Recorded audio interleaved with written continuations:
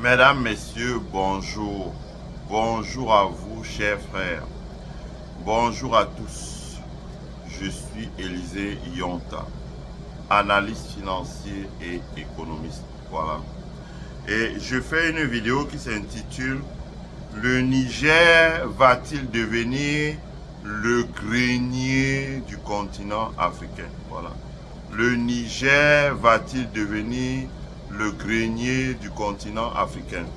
On a souvent beaucoup parlé des efforts volontaristes qu'a fait le capitaine Ibrahim Traoré avec l'initiative présidentielle où il avait distribué, voilà, on avait assez relayé ça sur la toile, où il avait distribué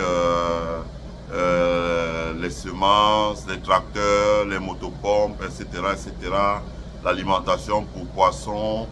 Mais je pense que quand on voit comment il s'est lancé intensivement cette année-ci dans l'irrigation, il a dû mesurer peut-être que les gens avaient reçu assez d'équipements, mais il y avait une absence de ressources en eau pour l'arrosage des champs. Vraiment, la terre est aride là-bas. Vous allez voir sur la page d'un activiste camerounais de l'agriculture, Loïc Kamwa. Loïc Kamwa, voilà, qui est un grand fermier, mais qui est aussi un activiste et qui s'est rendu donc au Burkina Faso.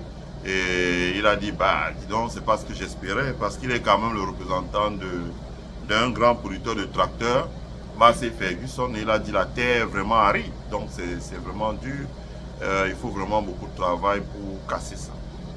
Donc, on a vu l'effort volontariste au Burkina, on voit l'effort volontariste au Mali, distribution des engrais pour lancer l'agriculture, etc. Mais ce dont on a souvent un peu parlé, et c'est pour ça que je voulais en parler aujourd'hui, c'est le Niger. Voilà, le Niger. Je vais vous faire écouter un élément sonore. Le Niger, moi j'ai trop aimé quand il y avait la foire sur le riz au Niger là. Et j'ai aimé l'échange direct. Même si à un moment je ne comprenais pas parce que peut-être le général Abdourahmane Tiani parlait en Haoussa à son interlocuteur, je ne comprenais pas tout ce qu'il disait. Mais j'ai aimé comment son interlocuteur était aussi très direct. Il a dit, ouais, nous allons aider, nous allons essayer de nourrir, les Nigériens. Il a dit, tu ne vas pas essayer de nourrir les Nigériens, tu ne vas pas seulement essayer, mais tu vas nourrir les Nigériens. Et il a dit oui, oui, et puis les gens ont éclaté de rire. Bon, c'était un échange vraiment cordial, à bâton rompu, direct, sans focusisme, ce que j'appelle le focusisme. C'est-à-dire, genre, quelqu'un, les lèches-culs, là, comme on dit en anglais, kiss the ass, comme a dit Donald Trump, dès qu'on m'a kiss my ass. Bon, c'est pas ça. Donc, je vais vous faire écouter la bande sonore et après, on va analyser. Hein. Le champ de maïs à perte de vie, nous sommes bien sur le périmètre de Djambali, dans le département de Madaroufa, un des sites réhabilités dans le cadre du programme Grande Irrigation du président de la République, chef de l'État, le général d'armée, et dont l'objectif est d'assurer la souveraineté alimentaire du Niger. Moins d'un an après le lancement des travaux, les résultats sont aujourd'hui palpables. La visite du directeur général de l'Office national des aménagements hydro-agricoles sur ce site vise à toucher des doigts les réalités sur le terrain et échanger avec les bénéficiaires. La totalité des 180 hectares de superficie prévues sont aujourd'hui exploitées et toutes les infrastructures, notamment hydrauliques, fonctionnent normalement.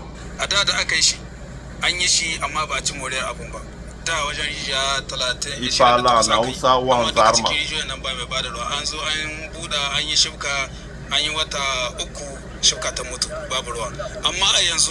da waga sabon gwamnati ta hau aka zo aka yi gyaran aka Allah ya sa wanga gandari na Jambali ya hito cikin gyara sai aka yi mai sabin rijiyoyi guda 20 sannan cikin tsohin wanda ake iya shawo kansu aka samu guda. Il parle en Zarma, c'est traduit. Donc si vous allez sur la page la RTM, vous allez regarder ce qu'il est en train de dire. Donc il vante les bienfaits de l'irrigation qu'a mis en place le président nigérien, son programme national d'irrigation. Plus qu'un périmètre irrigué, constitue une véritable lueur d'espoir pour la population qui salue cette initiative du chef de l'État. Voilà. Il salue l'irrigation. Donc on va venir, je vais analyser. ce qu'on veut voir en Afrique, des populations en zone rurale. ba ma shekara gun ba a yi ɗari ya tsaya haka alhamdulillah wannan aiki muna jinjina mashi 100%. muna son wanda babu ma su ma a yi masu muna jinjina ma gwamnati. Voilà. Je lis, hein, moi je peux lire parce que vous avez regardé la vidéo. La déclaration qu'ils font en langue locale est sous-titrée. Il dit simplement que voilà, à partir du moment où on leur a apporté l'irrigation, l'eau, les 180 hectares là, ils vont travailler, ils vont produire toute l'année parce qu'ils sont capables d'arroser leur production et ils vont produire tous les céréales qu'on a besoin pour se nourrir au Niger, que ce soit le maïs, le mil, le sorgho ou le riz.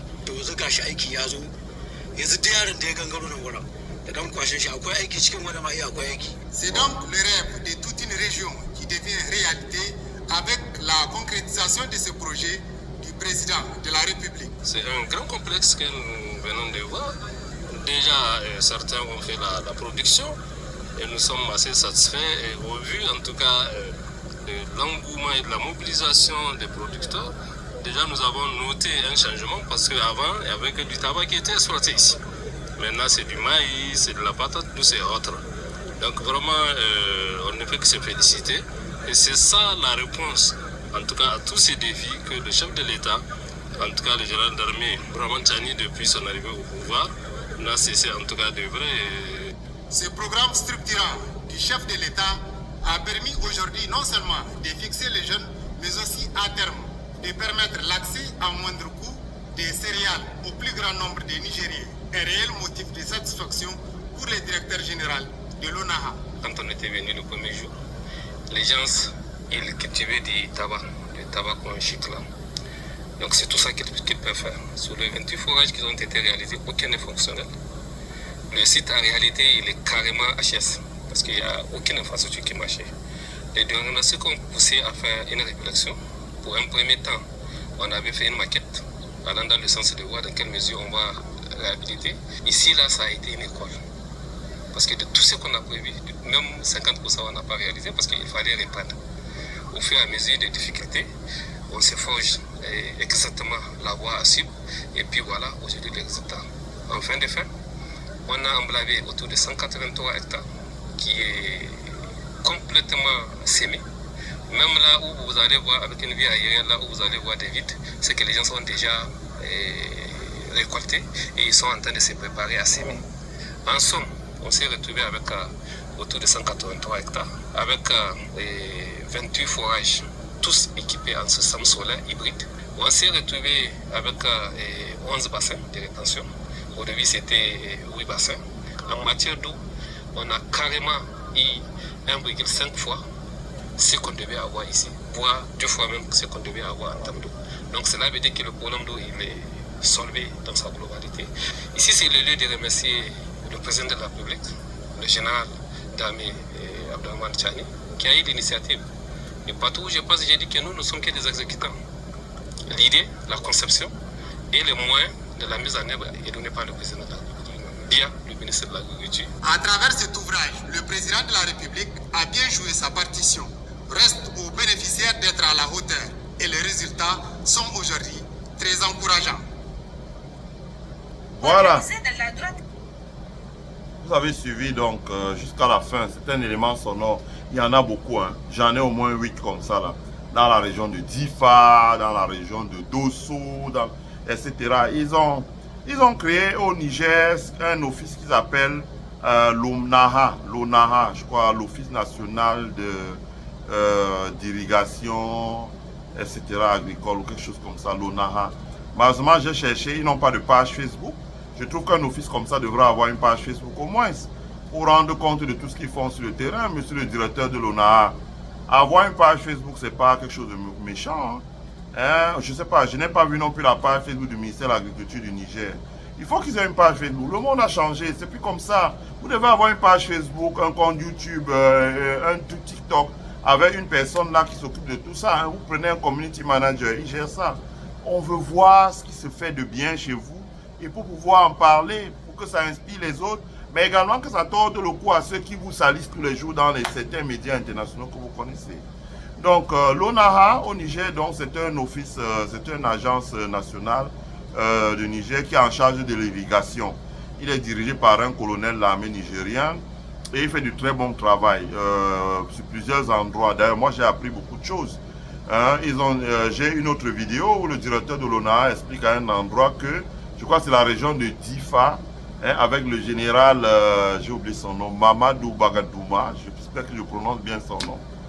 J'avais un camarade, Dani Vinou, quand je ne prononçais pas bien, il sautait sur mon cou à l'époque, hein, c'était un Nigérien, je le salue d'ailleurs, et qui expliquait que voilà, nous avons fait des études ici, où on pensait qu'il faut aller jusqu'à 400 mètres pour forer l'eau souterraine. Malheureusement, quand nous avons foré jusqu'à 64 mètres, nous avons trouvé l'eau avait à peu près l'intensité. Donc, au lieu de faire 11 puits à 400 mètres, nous avons fait 15 puits à 64 mètres et nous avons la même intensité d'eau. Et quand il parlait, vous pouviez voir la nappe d'eau laisser échapper énormément d'eau.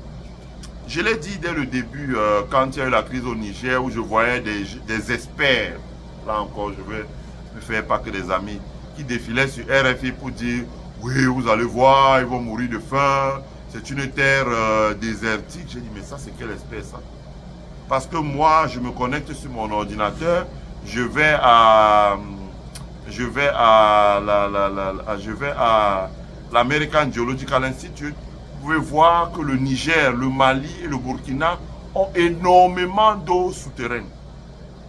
Chers frères et sœurs, quand vous vous baladez aux États-Unis, pour ceux qui vont aux États-Unis, dans toutes les villes, vous allez voir, même les villes qui ne sont pas en bordure de mer, vous allez voir des lacs artificiels, des grands étangs d'eau avec énormément les poissons. Je regardais un documentaire aujourd'hui, comment sur une rivière, dans un état où il n'y a même pas l'eau, parce qu'ils ne sont pas en bordure de mer, je crois que ça doit être le Missouri ou l'Iowa. Donc sur une rivière, il y avait énormément de poissons. Qu'est-ce qu'ils font? Ils font l'eau souterraine et ils construisent des lacs artificiels, des réserves d'eau. Ils construisent des réserves d'eau et ils jettent des poissons. Ils élèvent, je voyais le documentaire, ils élèvent les thons et ils jettent dans ces réserves d'eau-là. Donc à la fois, on pêche le poisson, on utilise l'eau pour arroser les champs, les parcs, etc., etc., etc., etc. Les pays du Sahel ont les plus grandes réserves d'eau souterraine du continent africain. C'est normal, ce sont des pays désertiques. Il ne faut pas croire que c'est sec. Ils ont des plus grandes réserves d'eau. Simplement, ce qu'il faut faire, et ça, le Burkina a commencé à le faire, et ça, le Niger est en train de le faire avec une intensité qui creve l'écran. C'est pour ça que j'ai intitulé la vidéo « Le Niger va-t-il devenir le grenier d'Afrique ?»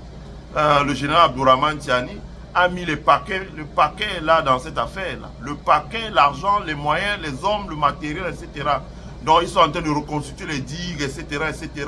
Ils reconstituent les réserves d'eau, ils font l'eau souterraine pour ramener ça en surface, construire des barrages de retenue d'eau, etc., etc. Et c'est les 200 hectares ici, 183 hectares par là, 1000, 2000 hectares par là, périmètre de Kony, etc., etc.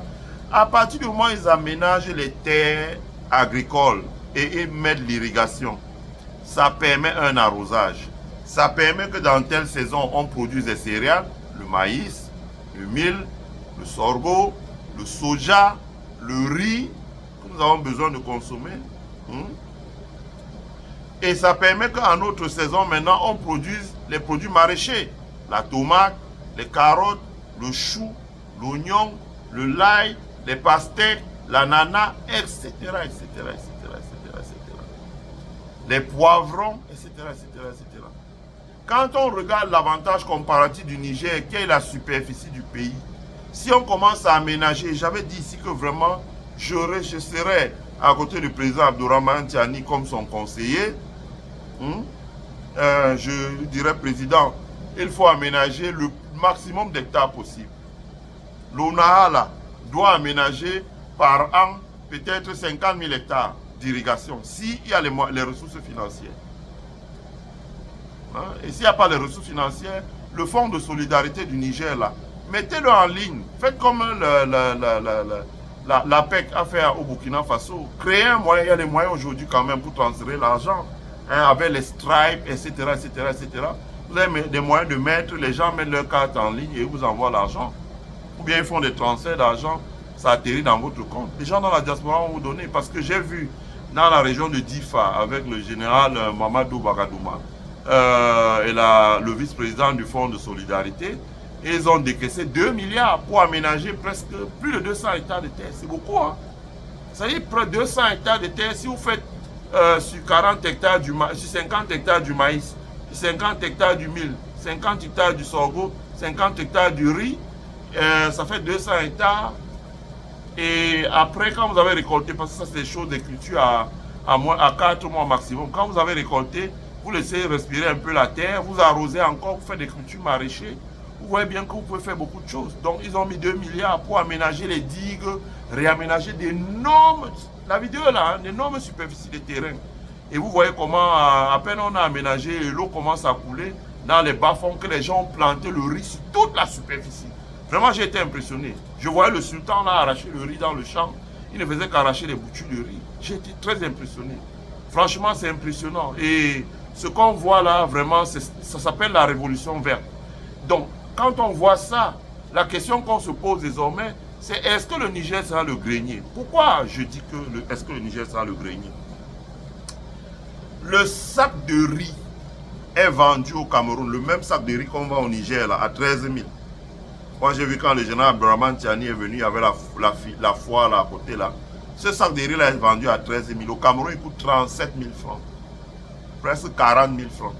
Il est importé, il n'est pas de bonne qualité. Hein, moi, je suis un mangeur de riz, j'en ai là. Là, on est dans le base maintenant. Je peux soulever le sac, je vous montre ici. New Crops 2025 qui arrive de Thaïlande. C'est du riz New Crops. Or, les riz que nous mangeons dans un pays comme le Cameroun, là, c'est du riz qu'on a récolté à 10 ans. On a laissé dans les cuves là. On n'a pas pu vendre, on en sache, on emmène chez nous. Ça rend les gens malades parce qu'on met des produits dessus pour conserver ça. Le Niger va désormais produire du riz New Crop, ça veut dire on produit là. Et j'ai même regardé où le gouverneur, par exemple, de Niamey, où l'Omaha a aménagé près de 500 hectares. Qu'est-ce que le gouverneur de Niamey a dit? Voilà, nous remercions les plus hautes autorités. Nous allons aussi veiller à ce que ces riz ne soient pas vendus au Bénin, au Niger, etc., et qu'ils soient utilisés en priorité pour nourrir les Nigériens. Ça s'appelle quoi? Autosuffisance alimentaire. 1. 2. Pendant qu'on vend le riz importé cher, et qui n'est pas de bonne qualité, avec tous les produits chimiques qu'on met dessus pour conserver, dans les pays comme le Cameroun, à 37 000, voire 40 000, les pays comme le Niger peuvent vendre le riz désormais à 13 000. Et ils ont créé l'Office national du riz.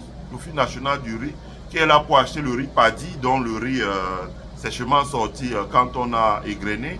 Et maintenant, pour enlever la coque et le blanchir, pour que ça devienne du riz prêt à la consommation. Voilà. Donc vous voyez, le type dit voilà, là, nous allons sortir ici 13 000 tonnes. Je les ai archivé toutes ces vidéos-là. Nous allons sortir 13 000 tonnes. Vous imaginez bien, c'est des sacs de 50 kilos.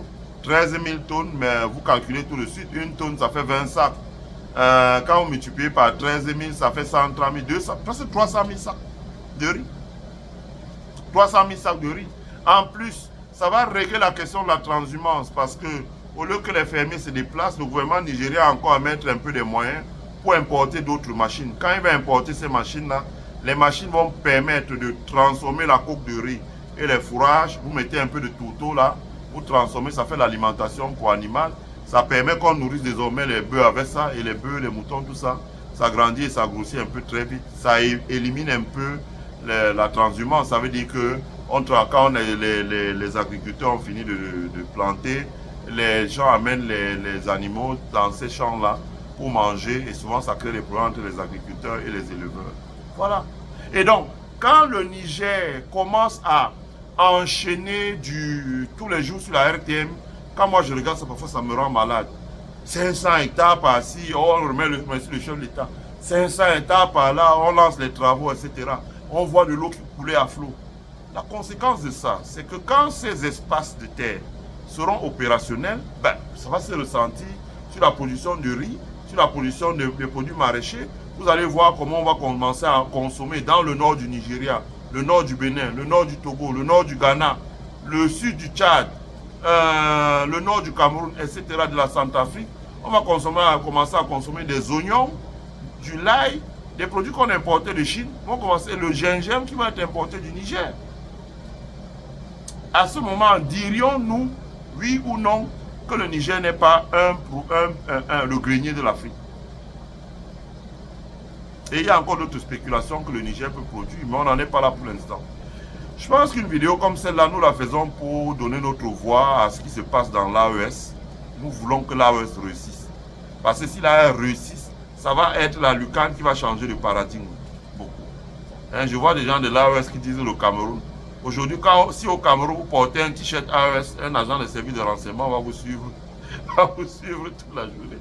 Parce que on voit très bien que ce qui se passe dans l'AES, c'est un véritable changement de paradigme. Les gens ont passé le temps à nous dire, oui, voilà, la Banque mondiale, le FMI a dit qu'il ne faut pas subventionner l'agriculture. J'ai toujours dit, même ça déplaît à des miens, mais j'ai toujours dit que c'est du gros mensonge, que c'est parce que ces gens voulaient détourner cet argent. Le Fonds monétaire est de retour au Niger, la Banque mondiale est de retour au Niger, la Banque africaine de développement est de retour au Niger. Ils sont de retour au Mali, au Burkina, pareil. Ils donnent de l'argent, mais vous voyez bien qu'ils subventionnent des projets qui sont... Ils financent les projets qui sont subventionnés par l'État dans ces pays-là. Hein? Ismaël Soumbier, là où on est, voilà, il a dit quoi? Voilà, les 7 milliards que nous vous donnons là, c'est l'argent que nous avons emprunté à la Banque mondiale qui appuie le projet pour que la grande irrigation sorte de terre. Et le président va venir ici pour que ça démarre tout de suite. Je dis ça pour un pays comme le Cameroun. Quand nous voyons l'UNCAM, le département d'UNCAM, la terre fertile humide. Quand nous voyons la Sanaga maritime, le Nyong-Ekele, la terre fertile humide. Quand nous voyons le Mbam, la terre fertile humide. Quand nous voyons le Noun, l'Ouest, le Bamboutos, tout ça, la terre fertile et humide. Donc on peut faire l'agriculture très facilement. Le problème, c'est que beaucoup de personnes ont voulu détourner l'argent destiné à l'agriculture. Qu'est-ce qu'ils ont fait? Ils ont mis sur la place publique des idées selon lesquelles le Fonds monétaire, la Banque mondiale demandaient qu'on coupe les budgets destinés au financement de l'agriculture. Voilà, ils ont coupé et ils ont remplacé ça par des programmes d'achat de gros cylindrés. Les ministères qui ont le plus de grosses voitures, 4x4 dans un pays comme le Cameroun, c'est le ministère de l'Agriculture. Je ne sais pas quelle agriculture on fait avec des grosses 4x4. Au Niger, on a vu, au Burkina, on a vu le capitaine Ibrahim Traoré donner des tracteurs. Chez nous au Cameroun, même les Indiens ont offert les tracteurs au Cameroun. Bon, c'est encore une autre affaire. On sait où les tracteurs ont fini. En revanche, quand vous prenez par exemple au Niger, ce qui est en train de se faire maintenant, où on voit des engins de travaux publics qui sont à l'œuvre pour aménager les espaces et l'irrigation, faire des forages, aménager des réserves d'eau destinées à l'arrosage de 200, 300, 400 hectares de terre pour que l'agriculture se développe. La question qui se pose, c'est à quoi va ressembler le Niger dans 4 ans? Ça risque de ressembler, je pèse mes mots, à un grenier de l'Afrique. Ils vont nous nourrir en tomates, ils vont nous nourrir en oignons, ils vont nous nourrir en l'ail, ils vont nous nourrir en gingembre, ils vont nous nourrir en poivron, ils vont nous nourrir en concombre, ils vont nous nourrir en laitue, etc. Ils vont nous nourrir en riz, en maïs, c'est important, en sorgho, en mil, en soja, etc. etc., etc. J'avais dit, quand on avait dit que l'AES, j'ai dit que l'AES c'est une puissance agricole et d'élevage d'abord. Avant l'or, quand on fait toutes les projections, la première source de richesse, c'est l'agriculture. Et je ferai une autre vidéo pour commenter la rencontre des ministres de l'Agriculture et le ministre de l'Industrie, le capitaine Ibrahim Traoré. Parce qu'à partir du moment où on met les moyens pour développer l'agriculture, il faut rapidement basculer dans l'agro-industrie. Ça veut dire la possibilité de développer les produits agricoles, de transformer les produits agricoles pour faire des produits issus de la transformation. Par exemple, la tomate. Vous voyez comment le Burkina Faso a déjà 3 usines de tomates. Quand le Niger accélère l'irrigation, ils vont intensifier la production de tomates. Vous allez aussi voir le Niger sortir des usines de tomates. Le Mali, pareil, etc. etc. Donc, au-delà du Niger, c'est l'AES qui va devenir une grande puissance agricole dans les années à venir. On va suivre ça. On vous tiendra informé. Hein, vous êtes toujours très nombreux à suivre ces vidéos-là. Quand vous les suivez, mettez un like pour que YouTube puisse la recommander au maximum de personnes. Partagez-les sur votre mur, chers frères. N'ayez pas peur. Partagez-les sur votre mur. Parce que quand vous les partagez sur votre mur, le plus grand nombre de personnes les repartagent aussi sur leur mur et les regardent. Et ça agrandit la communauté. Invitez les gens à venir s'abonner sur notre page. Parce que ici, là, c'est la chaîne du savoir. Voilà. Donc quand ils s'abonnent sur notre page, ça agrandit la communauté et ça permet qu'on ait le plus grand nombre de personnes qui regardent les vidéos, ce que nous faisons. Je vous souhaite à tous et à toutes de passer une agréable semaine. Hein, on croise les doigts, que le Niger devienne vraiment le grenier de l'Afrique. En ce moment, ça fera beaucoup de bien pour les autres et ça va créer l'émulation. Je vous remercie, je vous souhaite à tous et à toutes de passer une bonne journée, que vous soyez à Niamey, Dosso, partout au Niger ou dans l'AES. Je vous souhaite de passer une agréable journée. Bye.